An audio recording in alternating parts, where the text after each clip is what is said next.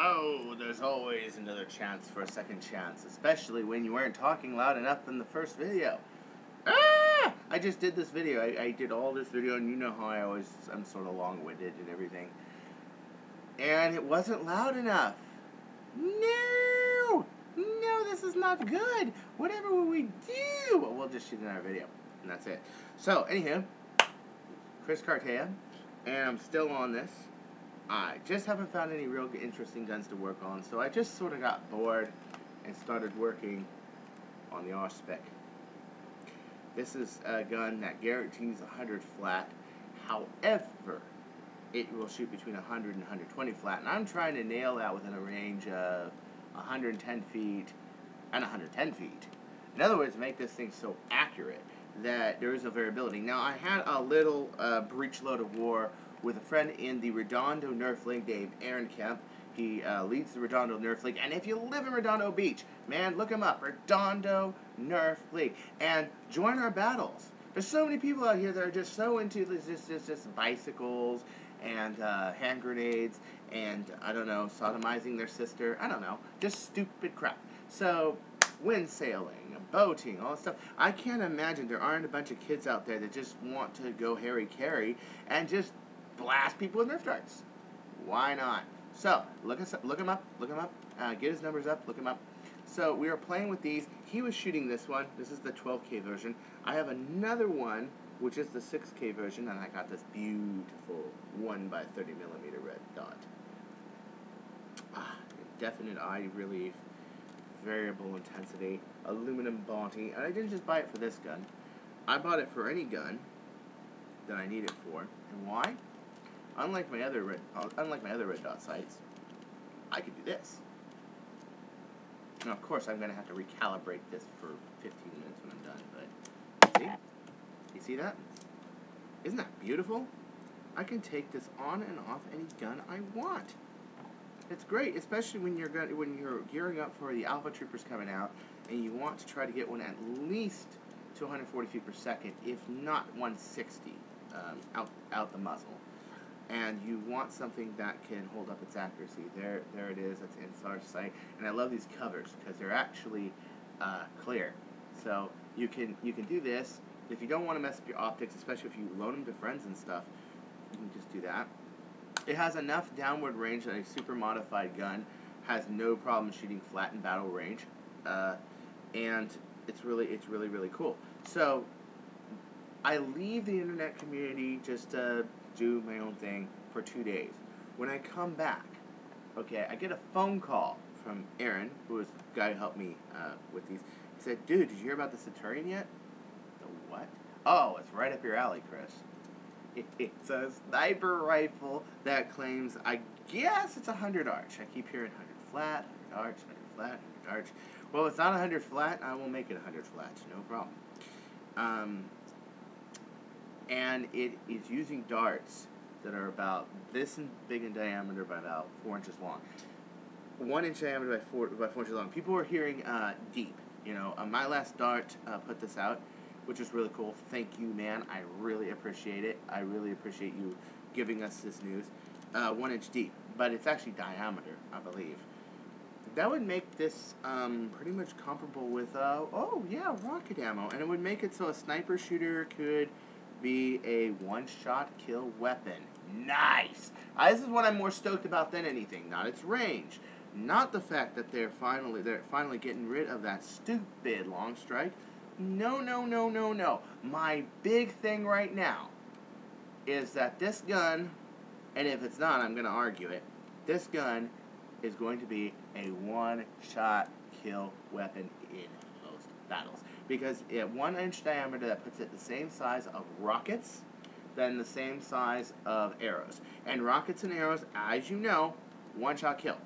Which means that if you have the guff, and you have ballistic sights such as that on here, you can do some damn damage. I mean, really. I mean, this is brutal, man. The snipers are finally going to be what they're supposed to be. One shot, one kill. Anybody ever watched the movie Sniper? And actually, this is right back in line. I can't believe I actually got this right back where it was. I was using this sight to triangulate that sight. And by the way, it's not exact, but I was put it in the position where it was before. In other words, this one doesn't go exactly with this red dot sight go, which is good. But it went to the exact same position it did before. And this is not even like a relockable configuration, anything like that. You may notice I don't use a Pictionary rail. I just use about 4 pieces of duct tape to wrap around this, and it works. And I also like the fact that this is hand tightened, because if you torque this with a wrench, this is just ABS plastic. It'll break, you know. Even if you go to Slab Development Store's ABS, how he does things with the machine and he puts on top, I don't know, because it's still plastic. I think it would work. It would still work great. As a matter of fact, if I had the money and I had the patience, that's what I'd be doing. But it's also, you got to take this apart every once in a while, because it is a modded gun. And but I bring this here for a reason.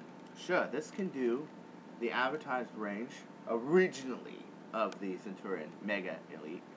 However, it's still a standard Nerf dart, just slightly greater than ½ an inch. That means it would take 3 hits for one of these. But this Mega Dart gun would mean 1.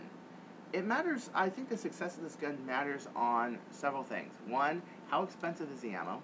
2, is that electronic trigger really what I think it is? Which means if you pull this trigger right here, it takes a super heavy spring that it takes to throw this inch dart behemoth down the road 100 feet arched or flat, whatever they end up deciding it is.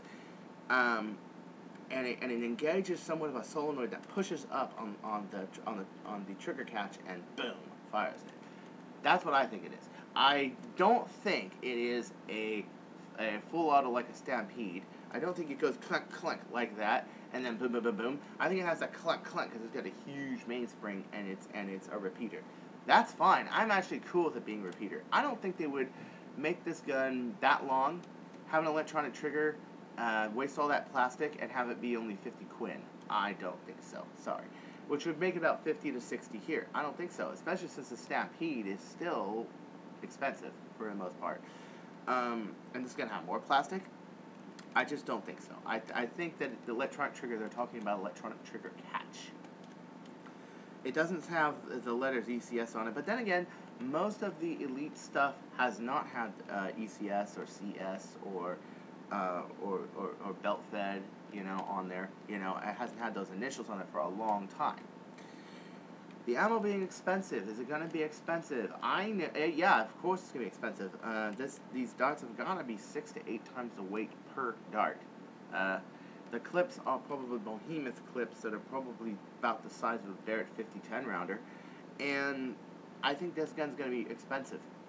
It's not going to be cheap, and there's not going to be a majority of people that have these guns, and if they do, they're going to buy 1 or 2 instead of like me, who owns like 4 Retaliators, 3 Recons, and I think I've bought 6 Recons in my day, and I've bought 10 Retaliators in my day so far, either building them for others or for my own personal amusement and target practice on squirrels. So I think people will more than likely have 1 and 2. I know what I'm doing. I'm saving up $200, and I'm just combining 4 of them right off the bat, because I know I'm going to be doing a lot of prototyping. I'm going to be messing with the springs. I'm going to have 1 in pieces almost constantly working on this. A lot like I did the Retaliator, where I was in a rush to get a good setup. I did the same thing on the Strife, except I came up with a good setup pretty quickly, where I figured out that the dart sensor needs to be pinned up, which is one of my videos, and then you need to put a cushion on the front where the magazine to hold it down to make it jamless no matter what magazine you use. By the way, a lot of people I've talked to have sent me a lot of inbox messages and mail, and a lot of them are just using the dart sensor modification or the one with just duct tape. Dude, I'm telling you, if you don't have that sensor, you have nothing pushing the dart upward, and you really need something to hold it down so that it goes straight in. Because what it will do is the dart, because this dart sensor is now gone, it will do that, and it will plunge down and it will miss the flywheels, and that causes a jam. What you got to do is you got to make it so it holds against the spring of the magazine and fires it. And really, it's easy. It's 2 pieces of sponge. It's a bunch of duct tape. You put it on top. You can trim it on the sides to make it so on the jam door doesn't dare. But it doesn't have a jam door anymore. A lot of people don't like that. And a lot of people think it looks cosmetically ugly, but I'm telling you, if you look at the last video, the bat belt video, where I am demonstrating the last bat belt, the neodymium trigger catch, and I'm just like, boom, ba ba ba ba ba ba ba ba. It is that jamless all the time. All the time. I mean, I might run into somebody who borrows it and says, oh, it's jammed, well, this and this and that. But usually it's because they didn't load it right, or when they loaded it, the dart was sticking up, or like something really stupid like that, or like the dart like is pushing on the front of the magazine, and the dart's bobbed down like that, or just misfeeds because it's not loading the next dart, or they try to use drums or something like that. A competent person with a jamless strife never has a jam, ever. I mean, it's just ever. You have to have a majorly defective piece of ammo, or you have to be majorly neglective to do that. Okay.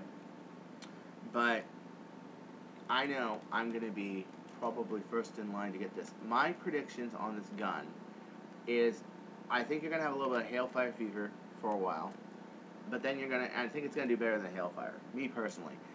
Because the hailfire, people got sick of it very quickly. I didn't buy one until the 8-round deal. This was the 9.912 gun, of course. And then when I got the 8 magazine deal, I bought it, because I didn't like the idea that the hailfire was only packaged with 4 magazines. But then when I got it, I had a gun that could shoot 160 feet. I was shooting people from across the park. I had repeatability. I had 18 rounds in 15 seconds.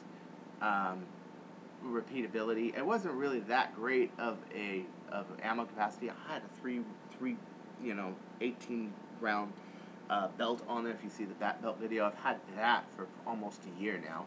Okay, it wasn't that big of a step up. It wasn't until I got 8 12-round mags that I really saw it, and I didn't like it with the 18s. I thought it was just too bulky, too heavy. You know what I mean? But even then, I just did better with a Retaliator. This gun is going to be great. It's going to be a wonderful gun. My gripes so far, however, are 1, things are not very clear.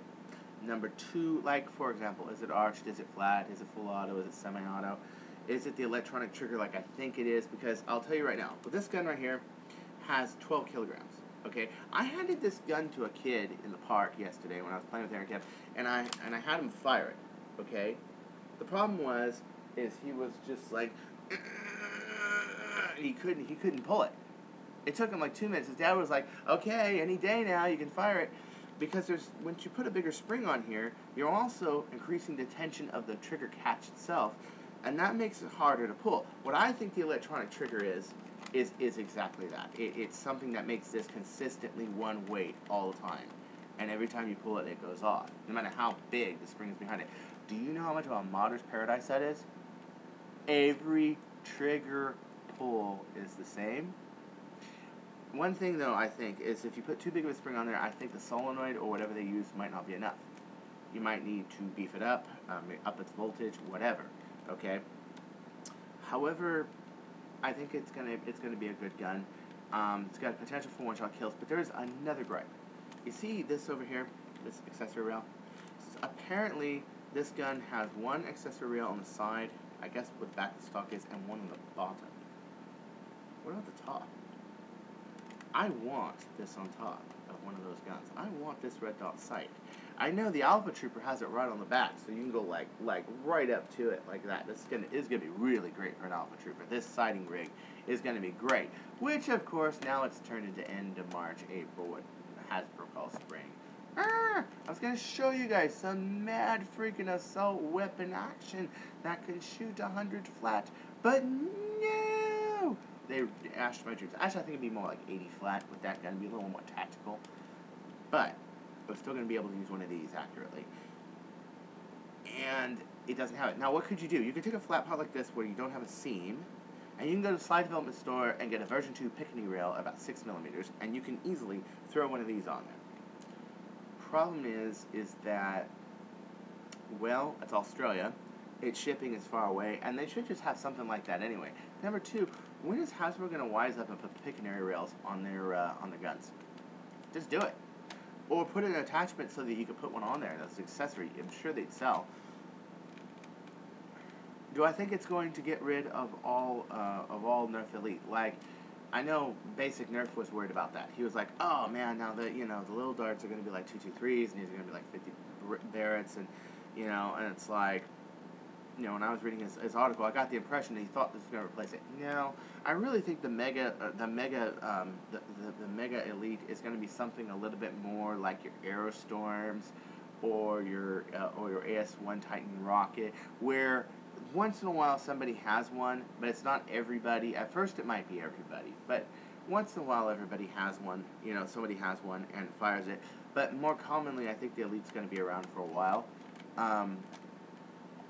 And I think there is a real advantage to this line, because even if you can get this to shoot 100 to 120 flat, which this does shoot, okay, it still takes 3 hits. With this gun, it's only it could only take 1. That's gonna be a big deciding factor. Is it gonna take 1 hit to take someone down with a Mega Elite, or 3? It should be 1, because it's the size of a rocket, and most people, when you have rocket-sized projectiles, make it so it's 1 shot, 1 kill. Well, anyway, this is Chris. I know I ramble on and everything, but I'm just so excited to see you. I'm so excited about the Centurion line, and I'm so excited about the new Elite Alpha Trooper coming out. And I know that's not just a repaint, because we all know that the Elite was like, look, if I tried to hit the screen right now, I'm betting it would go, the N-Strike Elite. I mean, the N-Strike, the Alpha Trooper. But, there you are. And just remember, stick to Nerf, because Busby is for suckers. Laters.